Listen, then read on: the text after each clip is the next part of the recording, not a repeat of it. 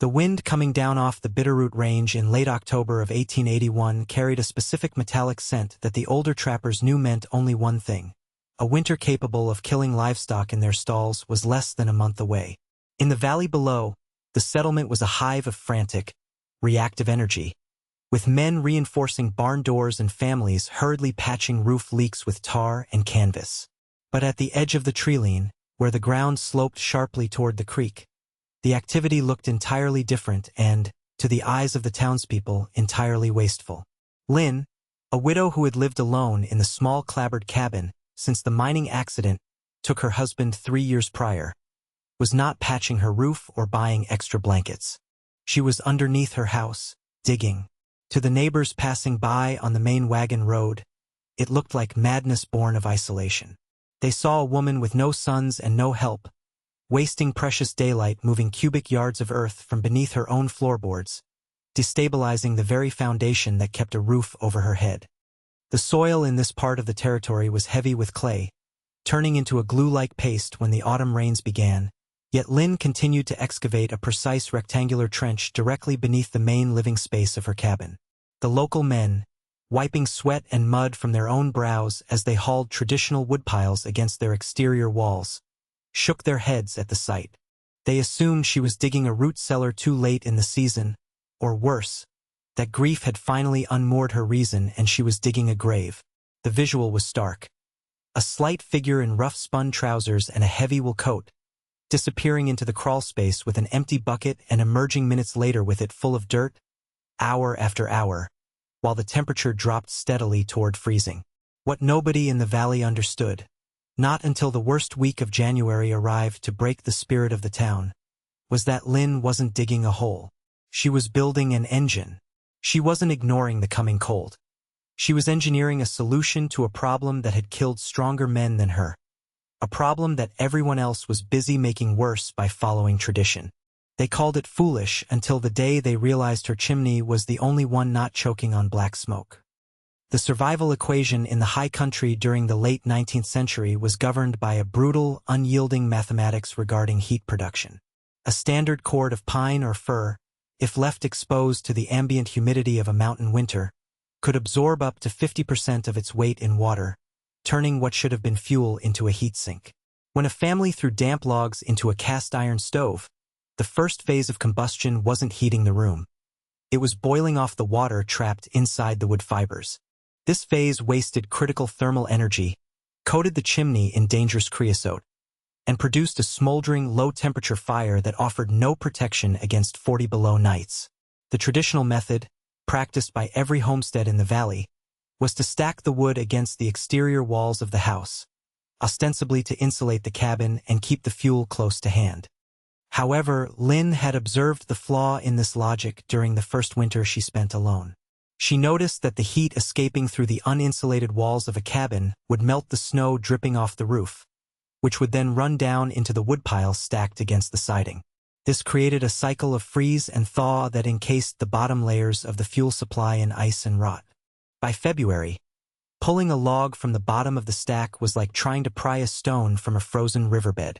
Furthermore, the damp wood against the siding transferred moisture back into the house, rotting the sill plates and introducing mold into the living quarters. The insulation the townspeople relied on was actually a bridge for decay. Lynn understood that the problem wasn't a lack of wood. The forest was endless.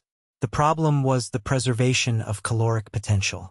She needed the wood to be bone-dry in the dead of winter, and she needed to access it without opening her door to the blizzard winds, which could drop the interior temperature of a small cabin by 20 degrees in the time it took to fetch an armload of fuel. Her solution required rejecting the standard practice entirely.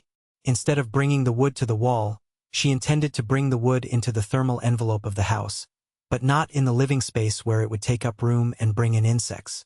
The space beneath the floor joists, usually a dead zone of cold drafts and rodents, offered a consistent geothermal baseline temperature that, if managed correctly, would never freeze. But to make it work, she had to solve the issue of moisture rising from the ground. If she simply threw wood under the house, the earth's dampness would rot it faster than the snow outside. She needed a system that separated the fuel from the soil while utilizing the waste heat from her stove above to kiln-dry the logs throughout the winter. It was a concept of airflow and thermodynamics that she had no formal name for, but her hands knew the physics of it intimately. The motivation driving this labor was not merely the desire for comfort. It was born from a terrifying memory of the cold year of 1878. That was the winter her husband, a strong man accustomed to the mines, had died not from an accident, but from an exhaustion-induced fever while trying to keep the cabin warm. Lynn remembered the sound of the wet wood hissing in the stove, the fire sputtering and dying no matter how much kindling they fed it, because the fuel was simply too saturated to burn. She remembered the feeling of the frost creeping across the floorboards, the water in the basin freezing solid 3 feet from the hearth. She had nearly frozen to death herself that night, wrapping her husband's body in every quilt they owned while the stove sat cold and useless, full of unburnable timber. Since that night, Lynn had become a student of the unseen forces that governed the cabin. She watched how the smoke curled, how the drafts moved through the cracks in the floor, and how the snow melted in patterns around the foundation. She realized that the house was losing heat through the floorboards, bleeding energy into the crawlspace.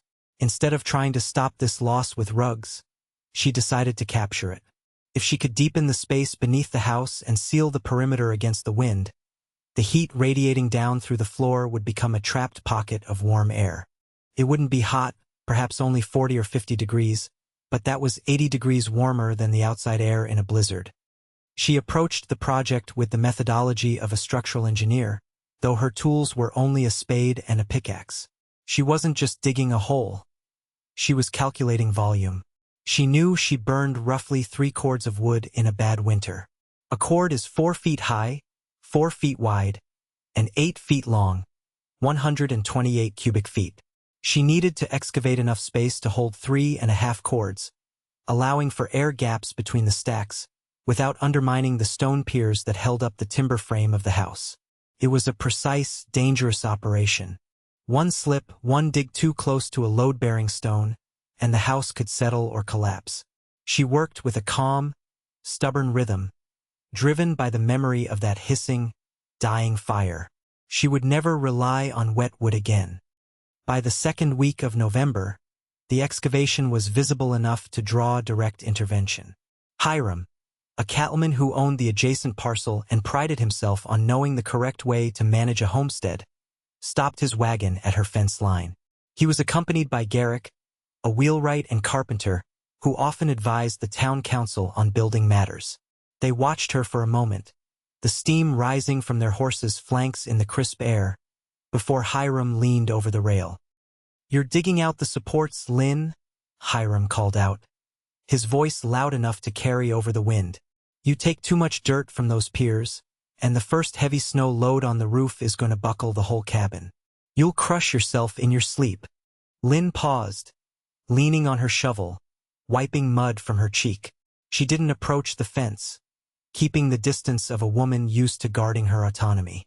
"I am leaving 2 feet of undisturbed clay around every pier, Mr. Hiram," she said, her voice flat and unconcerned. "The foundation is safe." Garrick squinted at the dark opening beneath the porch. "It ain't just the foundation, ma'am. You pack wood under there, you're building a nest for rot. That dirt breathes wet. You'll draw moisture right up into your floor joists. You'll rot the bottom out of your house in 2 years. "Not if the air moves," Lynn replied, looking back at the dark mouth of her excavation. "I have cut vents on the north and south faces. The heat from the stove above pushes the air down, and the draft pulls the moisture out. It is a drying kiln, not a cellar." Hiram laughed, a sharp, dismissive bark. "Heat rises, Lynn. It don't push down. That's basic nature. You're going to create a damp, moldy swamp under your feet. We're telling you this, so we don't have to dig you out of the rubble come January." "Thank you for your concern," Lynn said, turning back to her work. "But the wood will be dry." "It's madness," Hiram muttered to Garrick as he snapped the reins. "She's stubborn as a mule and half as smart. Let her freeze if she won't listen." The wagon rattled away, leaving Lynn alone with the silence of the impending winter and the physics she trusted more than their advice. The construction phase that followed was a masterclass in resource management. Lynn didn't just pile wood on the dirt floor of her new excavation. First, she hauled wheelbarrows of river rock from the creek bed, arduous work that left her hands raw and blistered. She laid a 3-inch bed of these stones across the entire excavated floor. This gravel layer acted as a capillary break. Any moisture rising from the deep earth would condense on the stones and drain away, rather than soaking into the bottom layer of firewood. On top of the stones, she laid long runners of cedar, wood known for its resistance to rot, running parallel to the prevailing wind. The stacking pattern she used was specific. Instead of the tight, brick-like rows seen in the neighbors' woodpiles, Lynn stacked her firewood in a crib pattern, alternating directions with every layer. This created a lattice structure with significantly more air gaps than solid wood. It sacrificed space density for airflow, ensuring that even the logs in the center of the stack had exposure to the moving air. She left an 18-inch gap between the top of the wood stack and the bottom of her floor joists. This space, the plenum, was crucial.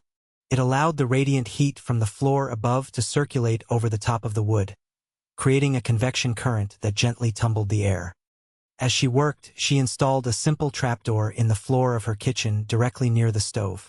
This was the genius of the design. She could access her fuel supply without ever opening the exterior door. Every time she opened the trapdoor to pull up a log, a small amount of warm, dry air from the house would rush down into the crawlspace, further lowering the humidity of the storage area. It was a symbiotic system where the waste heat of the house protected the fuel, and the dry fuel produced more heat.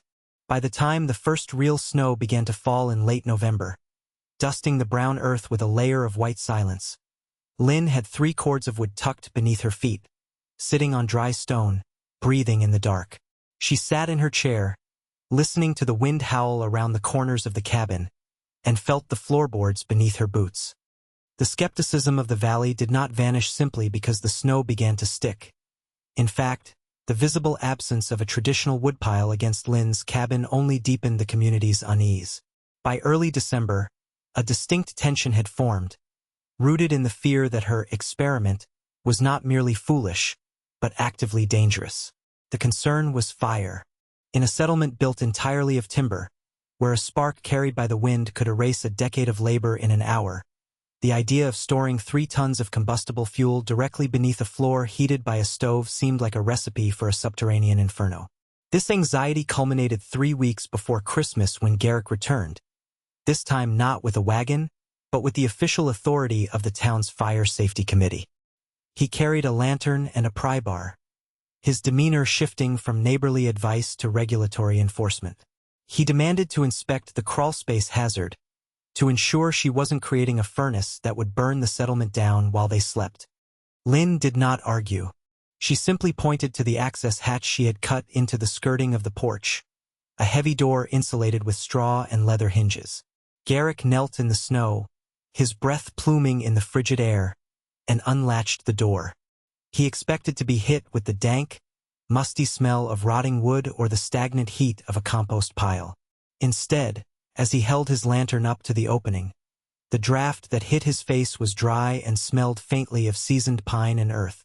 He crawled inside, his knees crunching on the layer of river stones Lynn had painstakingly hauled from the creek. The space was tight, but the organization was undeniable.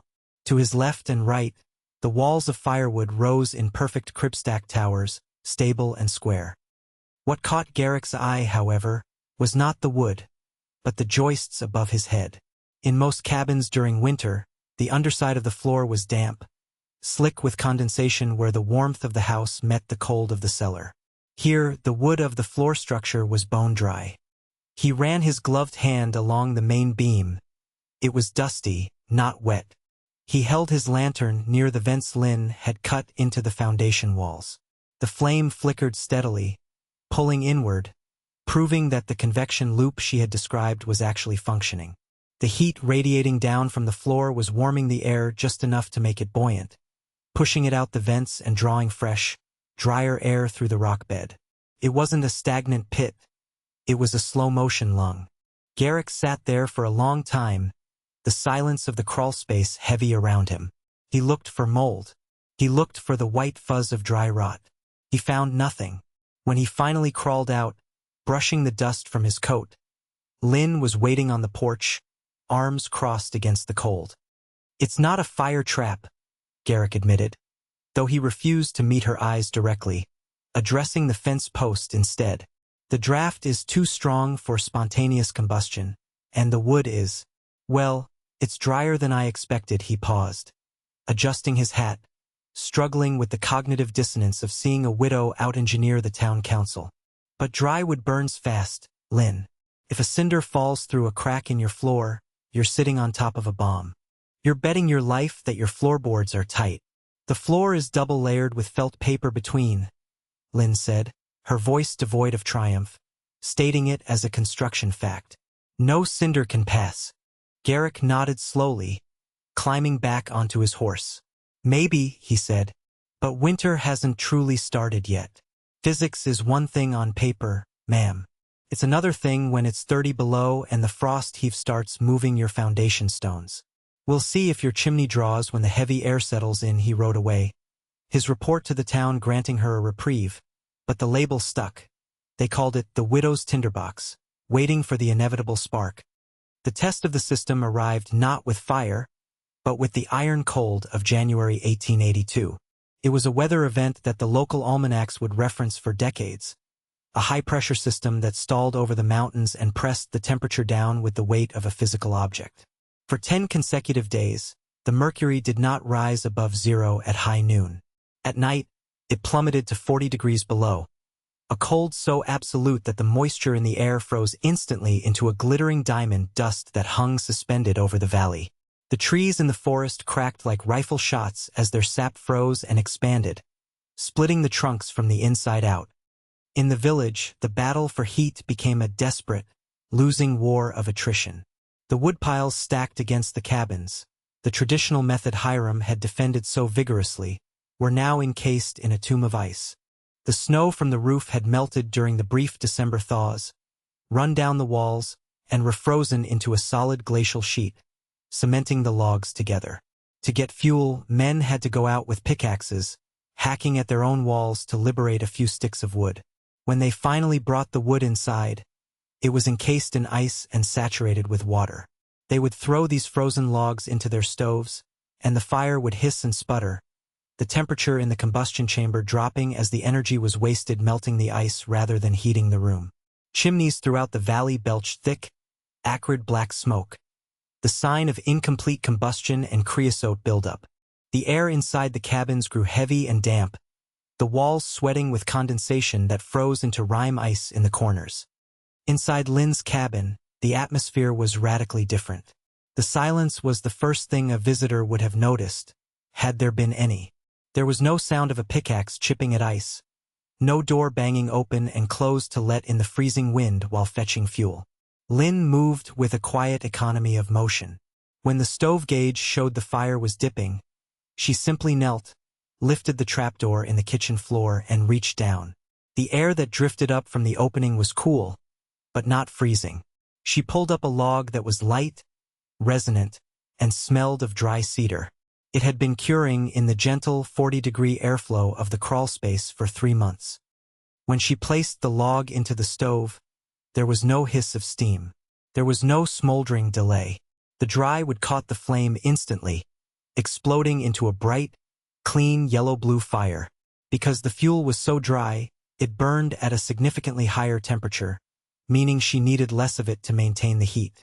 While her neighbors were burning 10 or 12 armloads a day trying to boil the water out of their wood, Lynn was burning 4. Her chimney did not emit the heavy black clouds of her neighbors. It produced a thin, almost invisible wisp of heat distortion against the gray sky. She recorded the interior temperature in her ledger, a steady 62 degrees, while the wind outside screamed at the eaves. The system was not just working, it was compounding its efficiency. The warmer the floor stayed, the better the draft underneath worked, and the drier the wood became. It was a closed loop of survival that remained entirely invisible to the freezing town, until the breaking point finally came.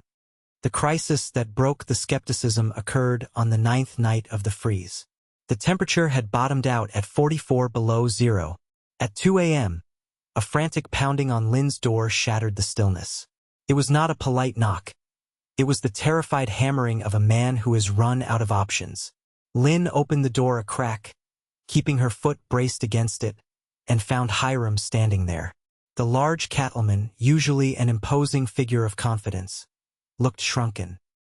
His beard was matted with ice, his face gray with the onset of frostbite, and his eyes were wide with panic. "It's the baby," he rasped, his voice cracking. "And Martha, the flu. The flu is choked up. We can't get the fire to draw. The house is freezing, Lynn. The water in the kitchen is solid ice. We can't get the wood to burn hot enough to clear the chimney." The situation was a classic failure cascade of the traditional method. Hiram's wet wood had created so much creosote that the chimney had narrowed, reducing the draft. The weak, smoldering fire from the damp logs couldn't push the heavy column of cold air out of the stack. The smoke was backing up into the house, forcing them to open windows in 40 below weather to avoid suffocation, which only froze the house faster. They were in a death spiral. Lynn did not invite him in for tea. She understood the physics of the emergency instantly. "Bring your sled to the porch," she ordered, grabbing her heavy coat. She didn't go to a woodpile outside. She opened her door wide, something Hiram flinched at, and went to the kitchen trapdoor. She began passing up armloads of her wood. Hiram stared at the logs in her hands. They didn't look like the dark, heavy, ice-slicked blocks he had been wrestling with for weeks. They were pale, dusty, and shockingly light. When he took the first one, he nearly dropped it because he had braced his muscles for the weight of waterlogged timber. "It's dry," he whispered, a cloud of steam leaving his mouth. "How is it so dry?" "Don't talk. Load," Lynn said. She filled his sled with a quarter cord of the kiln-dried fuel. "Clean out your firebox completely," she instructed, her voice cutting through the wind. "Do not mix this with your wet wood. Use this to start a hot fire. It will burn hot enough to crack the creosote and reestablish your draft. Go!" Hiram didn't argue. He ran, dragging the sled through the snow, a lifeline of dry energy trailing behind him. Lynn watched him disappear into the dark, then quietly closed her door.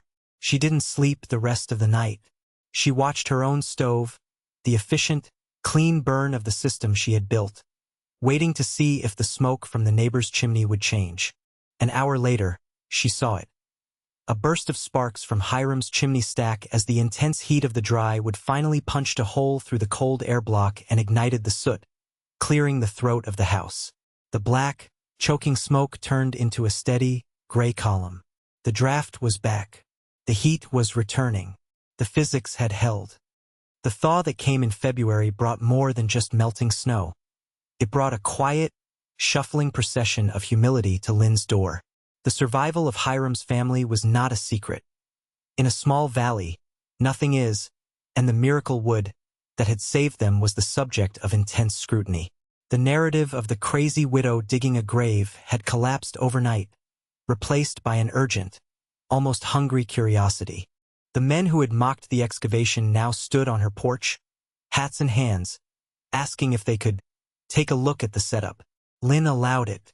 She understood that in a frontier community, pride was a luxury, but survival was a shared necessity. Garrick returned, bringing with him a notebook this time. He crawled back into the space, measuring the distance between the piers, the width of the vents, and the specific stacking pattern of the cribs. He realized the genius of the stone layer, how the dampness of the earth had wept onto the rocks and drained away, leaving the wood untouched. He noted the temperature differential. He emerged covered in dust, looking at the gathered neighbors. "She's right," Garrick said, addressing the men who were used to listening to him on matters of construction. "It ain't just dry storage. It's a machine. The house heats the wood heats the house. We've been doing it backward. We've been insulating our walls with ice blocks and wondering why we're freezing." The adoption of the method was not uniform, but it was pervasive. Not everyone could dig out a full basement. The water table in the lower valley was too high, but the principles were adapted instantly. Hiram raised his house on higher piers the following summer, creating a sealed plenum underneath for wood storage, using the same venting logic Lynn had demonstrated. Others, unable to excavate, built attached drying sheds that utilized the shared heat of the chimney wall, moving their wood from the exterior freeze to a semi-conditioned space. They stopped stacking wood against the siding. The aesthetic of the valley changed. The ragged, dark piles of wet wood disappeared, replaced by neat, vented cribs and skirted crawlspaces. Lynn did not hoard the knowledge. She explained the importance of the air gap to anyone who asked. She showed them how to test for the draft with a candle. She became, reluctantly, the valley's consultant on thermal efficiency. The dialogue shifted from skepticism to technical iteration. Men would stop her on the road not to warn her, but to ask, "How much gravel did you lay down? Is 6 inches better than 3? The victory wasn't that they praised her. It was that they copied her. The proof was in the smoke. By the next winter, the valley air was clearer. The heavy, hanging smog of smoldering wet wood lifted, replaced by the clean, hot exhaust of dry fuel. Decades later, long after the internal combustion engine and electric furnaces had rendered the wood-burning stove a relic of nostalgia rather than a tool of survival, the physical evidence of Lynn's insight remained visible to those who knew where to look.